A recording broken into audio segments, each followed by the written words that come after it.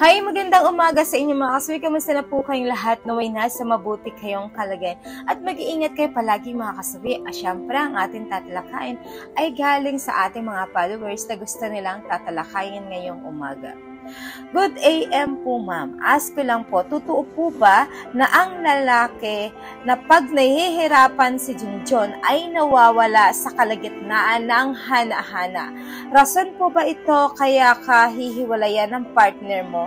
TY, God bless.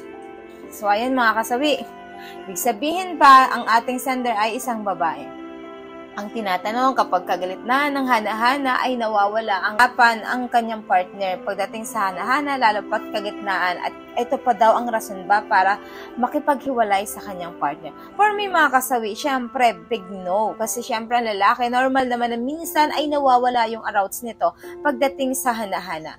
Kasi minsan may tinatawag na yung parang yung andun ka na sa intimate moment, tapos minsan may nangyari na bigla na hindi man sinasadya, pero alam mo, for example, may tumawag, ayan, may dumating na tao, tapos yun na andun ba yung sa intimate moment sa gitnaan, tapos syempre bilang emergency, meron tao na darating, meron tumawag sa'yo, minsan syempre mahabang pag-uusap, andun na minsan na mawawala yung kanyang concentration. Kapag nawala yung kanyang concentration, doon, syempre mangyayari, mawawala yung kanyang L. Kaya minsan is nawawala yung gana niya pagdating sa hana-hana, mga kasawi. Ayan na.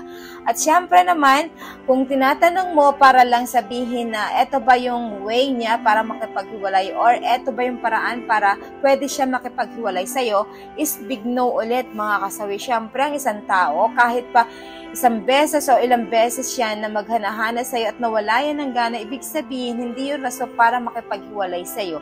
Meaning, kung ganun yung sinasabi niya sa'yo, may something yun, may kakaiba. Ibig sabihin, baka maaaring iba yung nilalaman ng puso niya, iba yung nilalaman ng utak niya tuwing kayo ay maghana-hana, kaya nawawala ang kanyang interest, mga kasawi, pagdating dito.